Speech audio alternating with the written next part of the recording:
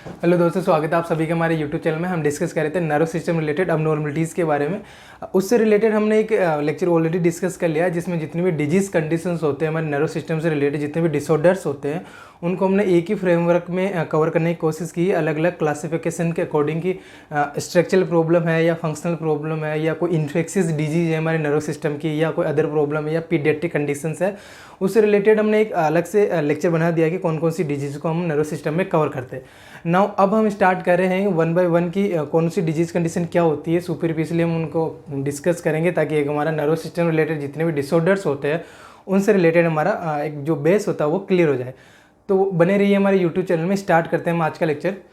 आज का लेक्चर हमारा रहेगा मोस्टली हेड इंजरी के बारे में कि हेड इंजरी क्या होती है और देन उसके क्या क्या टाइप्स होते हैं और कौन कौन से मोस्टली उसमें सिम्टम्स देखने को मिलते हैं। देखो, हम अभी जस्ट बेस क्लियर करना चाह रहे हैं तो उस अकॉर्डिंग ही हम डिस्कस करेंगे, बट कोशिश करेंगे कि एक ईजी वे में आप लोगों को समझ में आ जाए।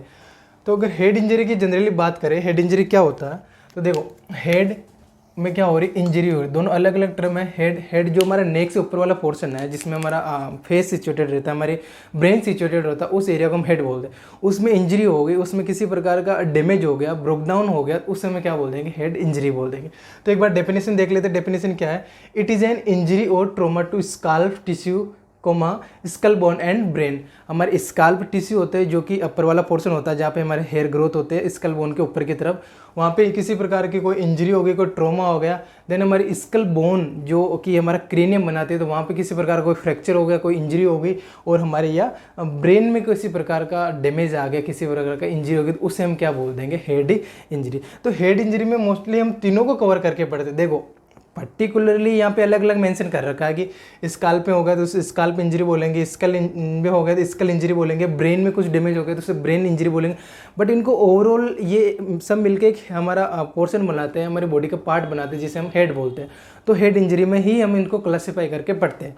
तो हेड इंजरी तो नॉर्मली एक सुपरफिशियल टर्म हो गई क्या कि किसी हमारे स्कल टिश्यू में, हमारे स्कल बोन में और ब्रेन में किसी प्रकार का डैमेज आ गया तो उसे हम हेड इंजरी बोल देंगे। नाउ अब हम देख लेते हैं वन बाय वन की स्काल्प इंजरी क्या होती है, स्कल इंजरी क्या होती है एंड ब्रेन इंजरी क्या होती है। तो स्काल्प इंजरी बताने से पहले मैं एक बार बता दूं, तो स्काल्प क्या होता है, जो हमारी स्कल बोन होती है जो हमारा क्रेनियम बनाती है, उससे ऊपर की तरफ जो नर्वस टिश्यू तो उसके बिलो रहेंगे, जो ऊपर की तरफ जो भी टिश्यूज़ प्रेजेंट होगी, जो भी हमारे सेल्स प्रेजेंट होगी जहाँ पे हमारे हेयर ग्रोथ करते हैं अपर की तरफ, उस एरिया को हम क्या बोलते हैं, स्काल्प बोलते हैं।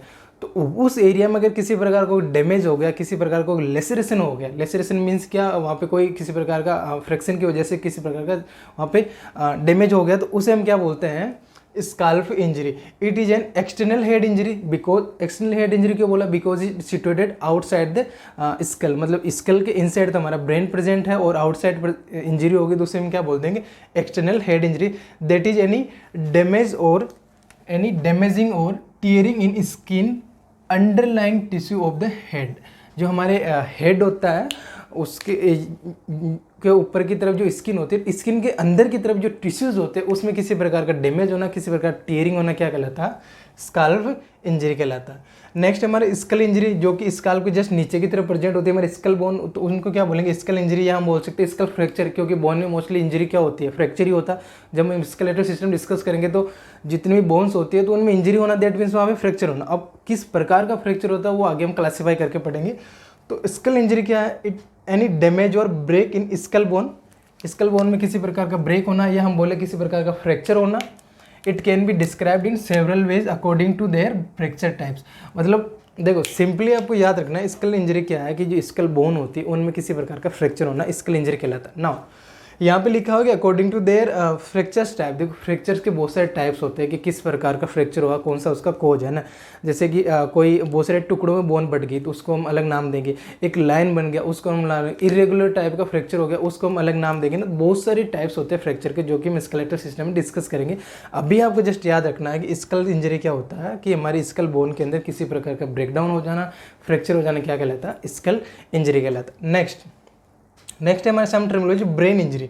ब्रेन इंजरी क्या है, जो कि हमारा स्कल के नीचे की तरफ सिचुएटेड रहते हैं हमारे नर्वस टिश्यूज, हमारी न्यूरॉन्स, न्यूरोग्लिया, उन सब में किसी भी प्रकार का डैमेज आना जाना, किसी प्रकार की इंजरी हो जाना, किसी प्रकार की टूट फूट हो जाना क्या कहलाती है, हमारी ब्रेन इंजरी। तो एनी डैमेज टू ब्रेन और इंट्राक्रीनियल। देखो इंट्राक्रीनियल क्यों बोला, क्योंकि क्रेनियम कैविटी के इनसाइड है हमारा ब्रेन, क्रेनियम कैविटी के अंदर की तरफ प्रेजेंट होता है, इसलिए यहाँ पे वर्ड यूज किया intracranial tissues resulting in alteration brain functions it mainly classify into two type. भाई देखो ब्रेन के टिश्यूज़ के अंदर, ब्रेन के टिश्यूज़ कौन से हो गए, जो कि न्यूरॉन और न्यूरोग्लिया सेल बनाती है, तो उनमें किसी प्रकार का डैमेज आ जाना क्या कहलाता है, क्या कहलाएगा, ब्रेन इंजरी।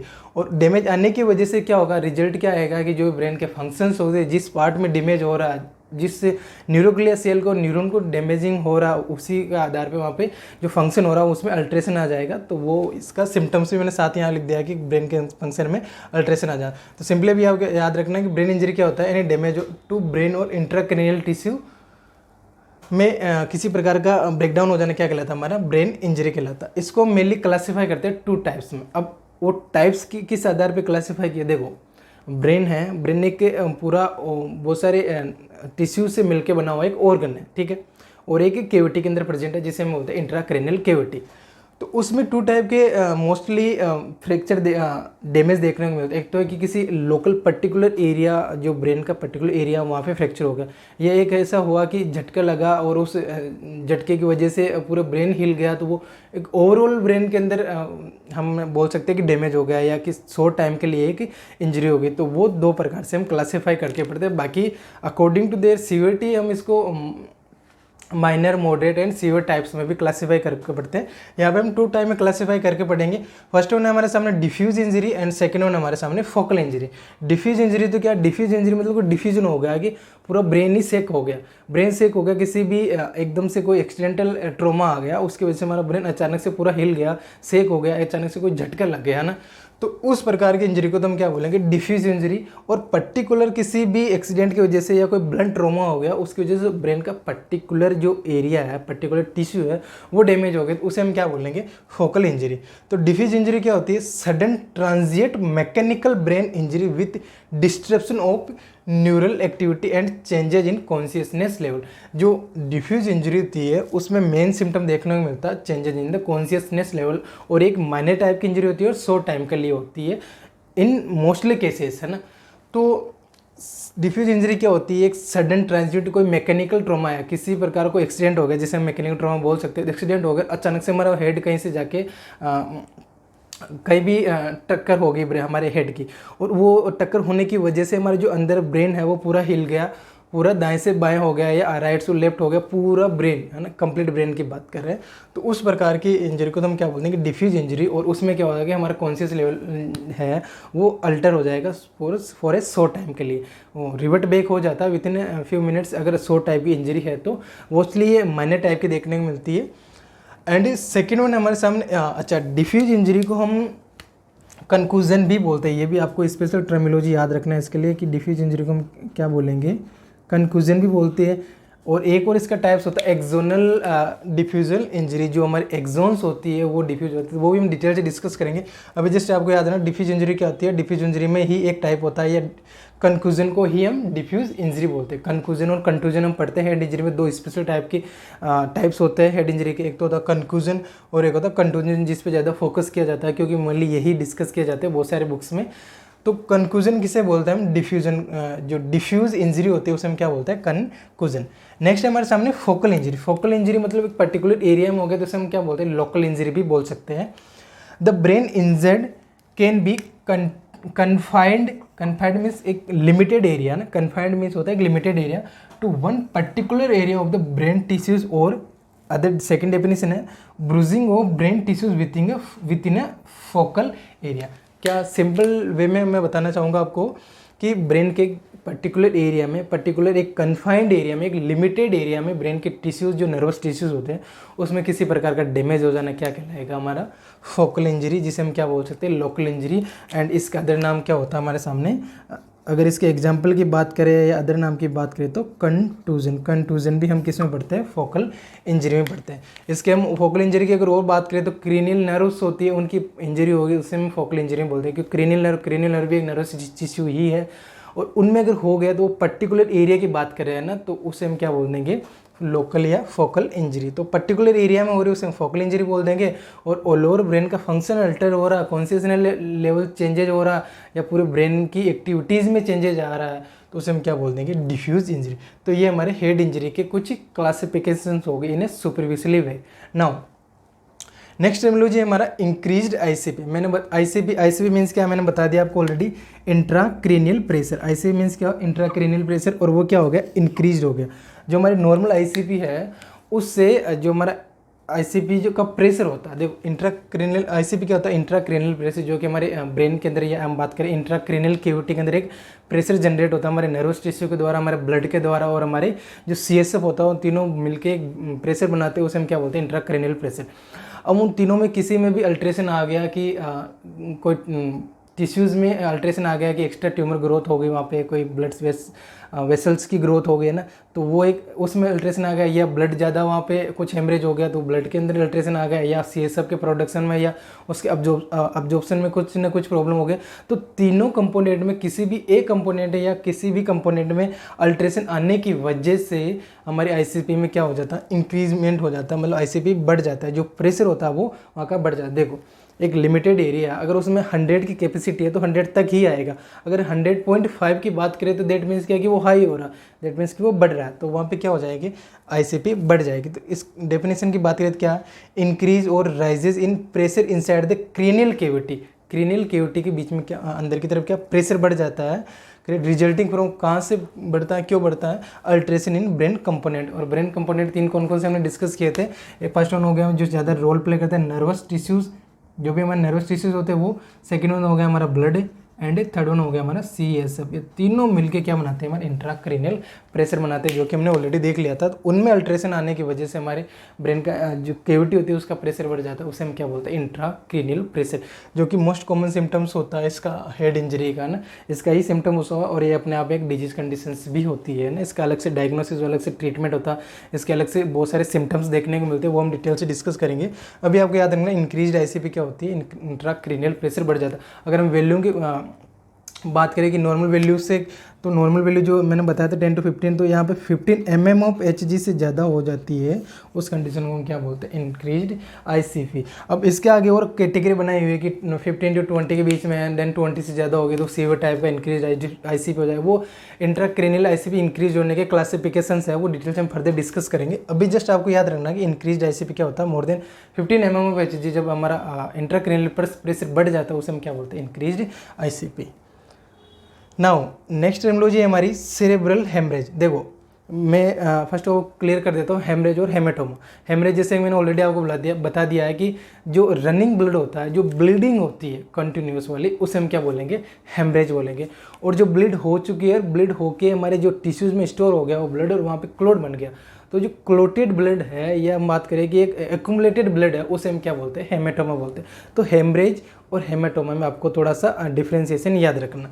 तो यहाँ पे क्या है, सेरेब्रल हेमरेज। देखो सेरेब्रल पर्टिकुलर वर्ड यूज किया, सेरेब्रम की बात करें ना, या हम बात करें कि इंट्राक्रेनियल कैविटी की बात करें तो इसे हम समटाइम बोलते हैं इंट्राक्रेनियल हेमरेज भी बोलते हैं, इंट्रासेरेब्रल हेमरेज भी बोलते हैं, या सेरेब्रल ब्लीड भी बोलते हैं, बहुत सारे नाम से जाना जाता है ना। तो अब क्या होता है, it is a bleeding in brain और in between the brain tissue. देखो सिंपल टर्मिनोलॉजी से समझ में आ रहा है कि सेरेब्रल के अंदर क्या हो रहा है, हेमरेज हो रहा है, ब्लीडिंग हो रही है, उसे हम क्या बोल देंगे, सेरेब्रल हेमरेज। इसके अदर नाम आपको याद रखना, इंट्राक्रेनियल हेमरेज भी से ही बोलते हैं, सेरेब्रल ब्लीड भी से ही बोलते हैं, है ना, तो वो भी आपको याद रखना। नेक्स्ट है हमारे सामने एपिड्यूरल हेमेटोम। एपिड्यूरल हेमेटोमा क्या, देखो हमने ब्रेन की 3 लेयर देखी थी, जो सबसे आउटर मोस्ट लेयर होती है उसे हम ड्यूरामेटर बोलते हैं। उसके बाद हमारे पास एरेक्नोइड मैटर आती है, देन जो हमारे ब्रेन के नियरेस्ट लेयर होती है उसे हम क्या बोलते हैं, पायामेटर, जो कि सबसे सॉफ्टेस्ट लेयर होती है ना। तो वो तीनों लेयर होगी। अब उनके बीच में जो स्पेस होता है, जैसे हमने देखा था सब एरेक्नोइड स्पेस, सब ड्यूरल स्पेस, तो उन स्पेस के अंदर कोई हेमेटोमा बन गया तो उस आधार पे यहाँ पे क्लासीफाई कर रखा है। तो वो देख लेते हैं क्या क्या है। एपिड्यूरल हेमेटोमा, देख एपिड्यूरल दैट मीन्स क्या, ड्यूरामेटर के ऊपर की तरफ। अब ड्यूरामेटर के ऊपर की तरफ क्या होगा, ड्यूरामेटर के ऊपर की तरफ तो हमारा स्कल आएगा, तो क्या हुआ, स्कल और ड्यूरामेटर जो लेयर होती है उसके बीच में जो स्पेस होता है, उस स्पेस के अंदर कोई हेमेटोमा बन गया, ब्लीड होके वहाँ पे ब्लीड एक्यूमुलेट हो गया, तो उसे हम क्या बोलेंगे, epidural haematoma. Collection of blood between skull and dura mater, collection of blood between the skull, skull ऊपर की तरफ और ड्यूरामीटर नीचे की तरफ, उस बीच वाले स्पेस में ब्लड का एक्यूमुलेशन होना या कलेक्शन होना क्या कहलाएगा हमारा एपिड्यूरल हेमेटोमा। नेक्स्ट है सब ड्यूरल हेमेटोमा। अब ड्यूरामीटर के नीचे की बात, यहाँ पहले ड्यूरामीटर के ऊपर की बात हो गई, स्कल की तरफ होगी। नाउ ये ब्रेन की तरफ की बात करें तो ड्यूरामीटर के जस्ट ब्रेन की तरफ जाएंगे तो कौन सी लेयर आएगी हमारी एरेक्नोइड मैटर। दैट मीन्स क्या कि जो एरेक्नोइड मैटर है और ड्यूरामीटर है उसके बीच का जो स्पेस होता है जिसे हम सब ड्यूरल स्पेस बोलते हैं, उसके अंदर हेमेटोमा हो जाना क्या कहलाता है, सब ड्यूरल haematoma. Collection of blood between the dura mater and arachnoid matter is called सब ड्यूरल हेमेटोमा। ये आपको याद रखना, जस्ट सिंपल टर्मिनोलॉजीज है, वर्ड से मीन्स निकलना है, बस आपको 1 by 1 क्लियर रखना है कि एपिड्यूरल मीन्स क्या है, सब ड्यूरल मीन्स क्या है, हेमेटोमा मीन्स क्या होता है, हेमरेज मीन्स क्या होता है ना। अगर पर्टिकुलर वर्ड का मीन्स आपके सामने क्लियर है तो बिल्कुल भी आपका बेस क्लियर होना मुश्किल नहीं है, ईजी वे में आपका बेस अच्छे से क्लियर बन हो जाएगा। नेक्स्ट टर्मिनोलॉजी हमारे सामने सब ड्यूरल हेमेटोमा हो गया, सब एरेक्नोइड हेमेटोमा। सब एरेक्नोइड इसी प्रकार एरेक्नोइड जो हमारा स्पेस होता है, सब एरेक्नोइड स्पेस होता है, उसमें हो जाना क्या कहलाएगा सब एरेक्नोइड हेमेटोमा, जो कि एरेक्नोइड मैटर और जो हमारी पाया मैटर होती है उसके बीच का स्पेस होता है उसे हम क्या बोलते हैं, सब एरेक्नोइड स्पेस, और उसमें हेमेटोमा हो गया तो उसे हम क्या बोल देंगे, सब एरेक्नोइड हेमेटोमा। तो डेफिनेशन क्या है, collection of the blood between the sub arachnoid space, सब एरेक्नोइड स्पेस में ब्लड का एक्यूमुलेट हो जाना क्या कहलाता है हमारा सब एरेक्नोइड हेमेटोमा। ठीक है। नेक्स्ट हमारे सामने इंट्रासेरेब्रल हेमेटोमा। देखो ये तो पर्टिकुलर स्पेस की बात होगी जो कि हमारे मेनिंजियस लेयर की बात कर रहे हैं। अब अगर ब्रेन के अंदर सेरेब्रल, जैसे यहाँ पे हो रहा था सेरेब्रल हेमरेज हो रहा है हमारे ब्रेन के अंदर, वहीं ब्रेन के अंदर हेमेटोमा होगा तो उसे हम क्या टर्म दे देंगे, इंट्रासेरेब्रल हेमेटोमा या सेरेब्रल हेमेटोमा या क्रेनियल हेमेटोमा, कुछ भी हम टर्म उसे दे सकते हैं। तो blood collection in between nervous tissues, जो हमारे नर्वस टिश्यूज होते हैं, हमारे ब्रेन के टिश्यूज होते हैं, जो हमारे न्यूरॉन्स होती है, न्यूरोग्लिया होती है, या हमारे जो ब्रेन के जो भी पार्ट्स होते हैं वहाँ पे कहीं भी हेमेटोमा या ब्लड कलेक्ट हो जाना क्या कहलाएगा, इंट्रा सेरेब्रल हेमेटोमा। और वहीं अगर वो ब्लीडिंग हो रही है, कंटिन्यूस रनिंग ब्लड है, तो वो क्या कहलाता है हमारा सेरेब्रल हेमरेज, जो कि एक स्ट्रोक में भी पढ़ते हैं कि स्ट्रोक के 2 टाइप पढ़ेंगे, एक होता है इस्केमिक स्ट्रोक, एक होता है हेमरेजिक स्ट्रोक। तो हेमरेजिक स्ट्रोक का ये मेन कॉज बनता है सेरेब्रल हेमरेज, वो भी हम डिस्कस करेंगे। नेक्स्ट टर्मिनोलॉजी हमारे सामने सेरेब्रल एडिमा। सेरेब्रल एडिमा देखो word cerebral word for the brain या सेरेब्रम और एडिमा। एडिमा क्या होता है, एडिमा एक स्पेशल टाइप की टर्मिनोलॉजी होती है जिसका मीन्स होता है स्वेलिंग हो जाना, सूजन आ जाना, या अगर मेडिकल साइंस में बात करें तो फ्लूइड का एक्स्ट्रा स्पेस के अंदर एक्यूमुलेट हो जाना क्या कहलाता है हमारा, एडिमा कहलाता है। एक्स्ट्रा स्पेस क्या होता है, जो इंटरस्टिशियल स्पेस होता है इन बिटवीन द टिश्यूज। देखो सेल होती है, सेल के अंदर की तरफ फ्लूइड प्रेजेंट होता है, वेसल्स के अंदर प्रेजेंट होता है, जो टिश्यूज होते हैं वहाँ भी प्रेजेंट होता है, लेकिन एक्स्ट्रा फ्लूइड वहाँ पे अगर एक्यूमुलेट हो गया, जितनी क्वांटिटी है उससे ज़्यादा अगर हो गया तो उसे हम क्या बोल देते हैं, एडिमा बोल देते हैं, जहाँ पे हम स्वेलिंग वाला सिम्टम्स देखने को मिलता है। तो accumulation of the fluid in the extra vascular space of the brain tissues. Extra vascular क्यों बोला कि वेसल से बाहर की तरफ, मतलब ब्लड वेसल से बाहर की तरफ हो रहा है, और कहाँ पे हो रहा है, इंटरस्टिशियल स्पेस। इंटरस्टिशियल स्पेस होता है जो टिश्यूज होते हैं उनके बीच का स्पेस होता है, उसे हम बोलते हैं इंटरस्टिशियल स्पेस, और वहाँ पे जो फ्लूइड का एक्यूमुलेशन हो जाता है उसे हम क्या बोलते हैं, सेरेब्रल एडिमा। तो सिंपल एडिमा टर्मिनोलॉजी क्लियर होगा तो सेरेब्रल एडिमा आप आइडेंटिफाई कर पाएंगे। तो ये कुछ बेसिक्स टर्मिनोलॉजी थी हमारे नर्वस सिस्टम से रिलेटेड, इसका एक लेक्चर हमने देख लिया। तो बने रहिए इसी प्रकार हमारे यूट्यूब चैनल में, मिलते हैं जल्दी ही नेक्स्ट लेक्चर में। Thank you.